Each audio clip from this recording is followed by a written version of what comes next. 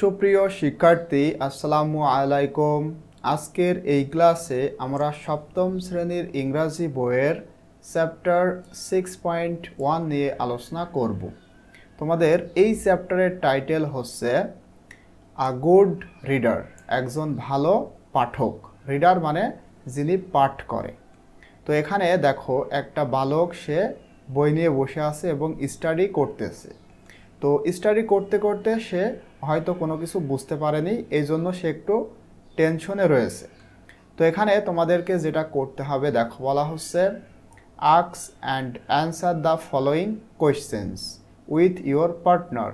তোমার পার্টনার বা তোমার জোড়া, তার সাথে এখানে যে প্রশ্নগুলো রয়েছে সেইগুলো নিয়ে আলোচনা করো এবং এই প্রশ্নগুলোর উত্তর তোমাদের করতে হবে।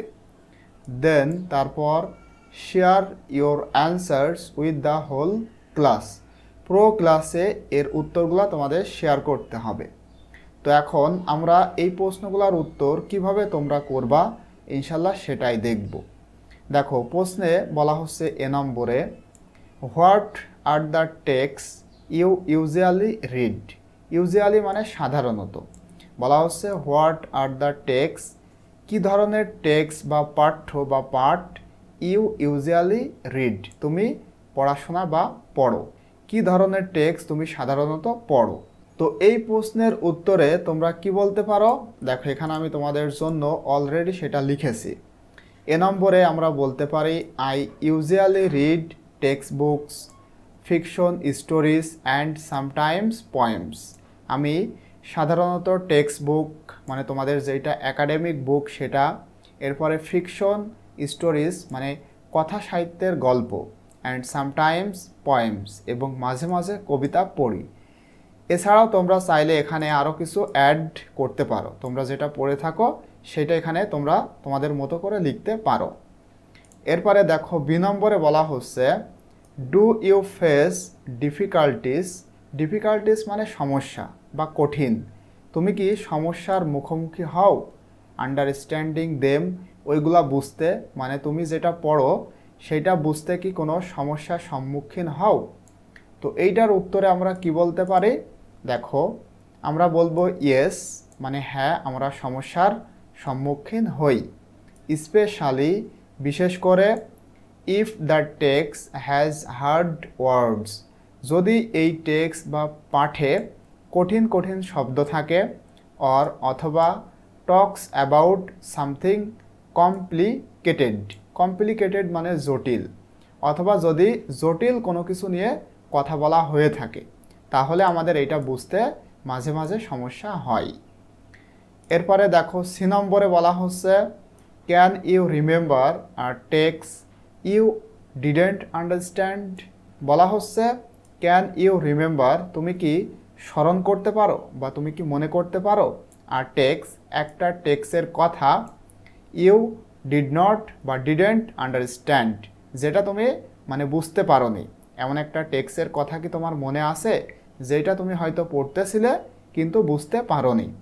তো এইটার উত্তরে আমাদের কি লিখতে হবে, দেখো আমি লিখেছি ইয়েস মানে হ্যাঁ, আই ক্যান রিমেম্বার আর টেক্সট, আমি একটা টেক্সটের কথা স্মরণ করতে পারি, দ্যাট যেটা আই ডিড নট আন্ডারস্ট্যান্ড, আমি বুঝতে পেরেছিলাম না, ইট ওয়াজ ভেরি কনফিউজিং, এটা খুবই কনফিউজিং। কনফিউজ মানে বিভ্রান্তি, এটা খুবই বিভ্রান্তিকর ছিল। তাহলে এইটা তোমরা লিখবা। এরপরে দেখো ডি নম্বর প্রশ্নে বলা হচ্ছে what was the text about. যেই টেক্সটটা তুমি বুঝতে পারো নি সেইটা কি সম্পর্কে ছিল, মানে সেই টেক্সটটা কি ছিল। ইট ওয়াজ আ পোয়েম, এটা কি একটি কবিতা, অর এসে অথবা এটা কি কোনো এসে, নিউজ পেপার আর্টিকেলস মানে সংবাদপত্রের কোনো অনুচ্ছেদ, স্টোরি এটা কি গল্প, অর অথবা সামথিং এলস অথবা অন্য কোনো কিছু। তো যেইটা তোমরা বুঝতে পারো নি মানে সেই টেক্সটটার নাম লিখতে হবে। ঠিক আছে, তো কিভাবে তোমরা এটা লিখবা, দেখো এখানে তোমরা লিখতে পারো ইট ওয়াজ আ পোয়েম, এটা ছিল কবিতা। দেখো এখানে বলা হলো যে what was the text about, টেক্সটটি কি সম্পর্কে ছিল মানে কি ছিল। তো আমরা কি লিখব, আমরা লিখব ইট ওয়াজ আ পোয়েম, এটা ছিল একটি কবিতা। তো তোমরা তোমাদের মতো করেও কিন্তু এখানে লিখতে পারো। আমি জাস্ট তোমাদের বোঝানোর জন্য এখানে পোয়েম লিখেছি। তো তোমরা যেটা বুঝতে পারোনি সেইটা তোমাদের মতো করেও তোমরা লিখতে পারো। ইট ওয়াজ আ পোয়েম, এটা ছিল একটি কবিতা। And it talked about metaphors, এবং এখানে কথা বলা হয়েছিল মেটাফোর সম্পর্কে। মেটাফোর কি আশা করতেছি তোমরা জানো, এটা হলো একটা টার্ম। ইংরেজিতে অনেকগুলো টার্ম রয়েছে, অনেকগুলো ফিগার অফ স্পিচ রয়েছে, তার মধ্যে মেটাফোর একটা। তো বলা হচ্ছে ইট টকড অ্যাবাউট মেটাফোর্স, এটা ছিল মানে এখানে কথা বলা হয়েছিল মেটাফোর সম্পর্কে। But I didn't gate what the poet was trying to say, কিন্তু আমি বুঝতে পারিনি যে কবি আসলে কি বলার চেষ্টা করছিল। যেহেতু মেটাফোর নিয়ে কথা বলা হয়েছিল এবং এই মেটাফোর সম্পর্কে আমার কোনো ধারণা বা আইডিয়া ছিল না, যার কারণে আমি বুঝতে পেরেছিলাম না যে কবি আসলে কি বলতে চাচ্ছেন। তো এইটা কিন্তু তোমাদের মতো করেও তোমরা লিখতে পারো। এরপরে দেখো ফাইনালি নম্বর প্রশ্নে বলা হচ্ছে why didn't you understand the text. এবারে বলা হচ্ছে যে why didn't you understand the text, কেন তুমি ওই টেক্সটটি মানে যেটা তুমি বুঝতে পেরেছিলে না, এখন বলা হচ্ছে কেন তুমি সেটা বুঝতে পেরেছিলে না। List your reasons in the given space, ফাঁকা জায়গায় তোমার মানে এইটার কারণগুলা লিস্ট আকারে লিখো, অথবা তোমাদের মতো করেও তোমরা লিখতে পারো। ফাঁকা জায়গা বলতে দেখো এই যে 51 নম্বর পেজ, এইটার পরে এখানে দেখো সিরিয়ালি ইউর অ্যান্সার্স, তোমার উত্তর, মানে এই প্রশ্নের উত্তরগুলা তোমাদের এখানে লিখতে হবে।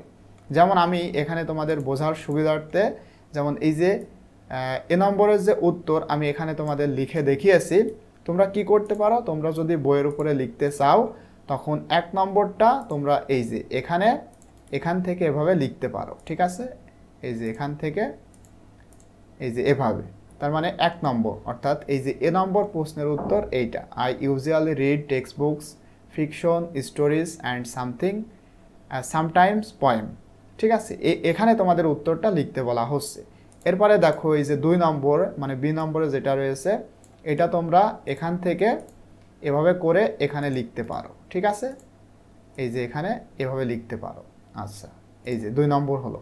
এরপরে 3 নম্বরে আমরা যেটা পড়লাম, ইয়েস থেকে এই পর্যন্ত তোমরা এখান থেকে এই যে এইখানে তোমরা লিখতে পারো, ঠিক আছে।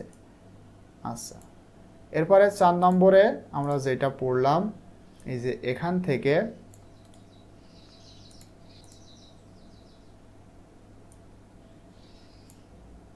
আচ্ছা, তো এখন এই যে নম্বর প্রশ্ন, এইটার উত্তরে আমরা কি বলতে পারি, আমরা বলবো আই থিঙ্ক, আমি মনে করি, আই ডিডেন্ট আন্ডারস্ট্যান্ড ইট, আমি এইটা বুঝতে পেরেছিলাম না, বিকজ, কারণ, I wasn't familiar with metaphors, আমি এই যে মেটাফোর্স এইটার সাথে পরিচিত ছিলাম না, which is a way of comparing things that aren't alike but share some features, এবং এই যে মেটাফোর তোমরা যদি শুধু এইটুকু লিখো তাও হয়।